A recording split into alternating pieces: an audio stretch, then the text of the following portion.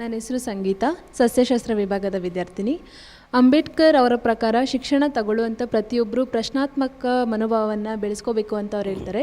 ಆದರೆ ಇತ್ತೀಚಿನ ದಿನಗಳಲ್ಲಿ ಹೊರಗಡೆ ಸಮಾಜದಲ್ಲಿ ಎಷ್ಟೋ ಶೋಷಣೆಗಳನ್ನು ನೋಡ್ತಾ ಇದ್ದೀರಿ. ವರದಕ್ಷಿಣೆ ಕಿರುಕುಳ ಆಗಿರ್ಬೋದು, ಮಹಿಳೆ ಮೇಲಿನ ದೌರ್ಜನ್ಯ ಆಗಿರ್ಬೋದು, ಇದ್ರ ಬಗ್ಗೆ ಎಲ್ಲೂ ಅಷ್ಟಾಗಿ ಚರ್ಚೆ ಆಗ್ತಾ ಇಲ್ಲ ಸರ್.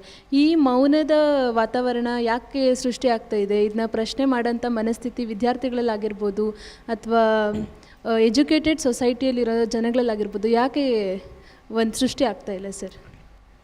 ಇದೊಂಥರ ರಿಸ್ಕ್ಲೆಸ್ ಸ್ಥಿತಿ. ರಿಸ್ಕ್ ತೊಗೊಬೇಕಲ್ಲ. ನಾನೇನೋ ಪ್ರಶ್ನೆ ಮಾಡಿದ್ರೆ ಒಂದು ರಿಸ್ಕನ್ನು ಮೈ ಮೇಲೆ ಎಳ್ಕೋಬೇಕು ಅನ್ನೋ ಒಂದು ಕೆಟ್ಟ ಆಲೋಚನೆ ಇದೆ ನಮ್ಮ ತಲೆ ಒಳಗಡೆ.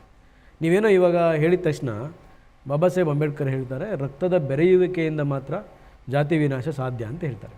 ಅಂದರೆ ನೀವು ಅಂತರ್ಜಾತಿ ವಿವಾಹವನ್ನು ಪ್ರಪೋಸ್ ಮಾಡ್ತಾರೆ ಅವ್ರು ಇಂಡಿಯಾದ ಜಾತಿ ವಿನಾಶಕ್ಕೆ.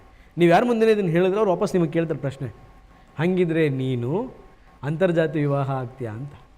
ಹಿಂಗೆ ಕೇಳಿದ ತಕ್ಷಣ ಅದು ನನಗೆ ಬರುತ್ತಲ್ಲ, ಹಾಗಾಗಿ ನಾನೇನು ಮಾಡ್ತೀನಿ, ಇದನ್ನು ಕೇಳೋದೆ ಬೇಡ ಅಂತ. ವರದಕ್ಷಿಣೆ ಕಿರುಕುಳಗಳು ಇವಾಗಲೂ ನಡೀತಾ ಇದ್ದಾವೆ. ಹೌದು, ನೀವು ಹೇಳ್ದಂಗೆ ಅದು ಹೆಣ್ಮಕ್ಳು ಮರ್ಯಾದೆಗೇಡು ಹತ್ಯೆ ಅಂತೂ ತುಂಬ ಜಾಸ್ತಿ ಆಗಿದೆ. ಈಗ ಮೊನ್ನೆ ಕರ್ನಾಟಕ ಸರ್ಕಾರ ಇವ ನಮ್ಮವ ಅನ್ನೋ ಒಂದು ಕಾಯ್ದೆಯನ್ನು ತೊಗೊಂಬಂತು, ಯಾವುದು ಮರ್ಯಾದೆಗೇಡು ಹತ್ಯೆ ವಿರುದ್ಧ.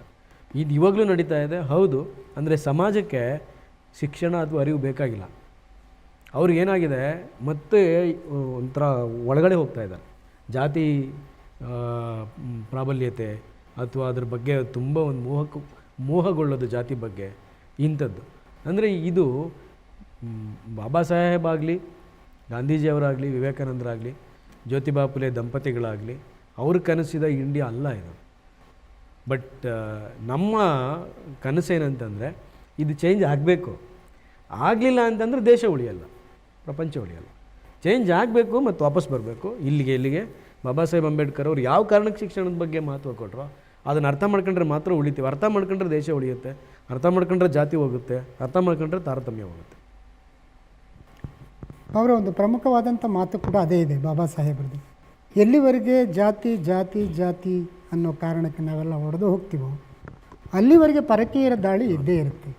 ಮತ್ತು ಪರಕೀಯರ ದಾಳಿಯನ್ನು ನಾವು ಎದುರಿಸೋಕ್ಕಾಗಿಲ್ಲ ಅಂದರೆ ನಮ್ಮಲ್ಲಿರ್ತಕ್ಕಂಥ ಒಗ್ಗಟ್ಟಿನ ಕೊರತೆಯೇ ಕಾರಣ ಅನ್ನೋ ಮಾತನ್ನು ಕೂಡ ಹೇಳ್ತೀವಿ. ಅದು ಎಚ್ಚರದ ಮಾತದು.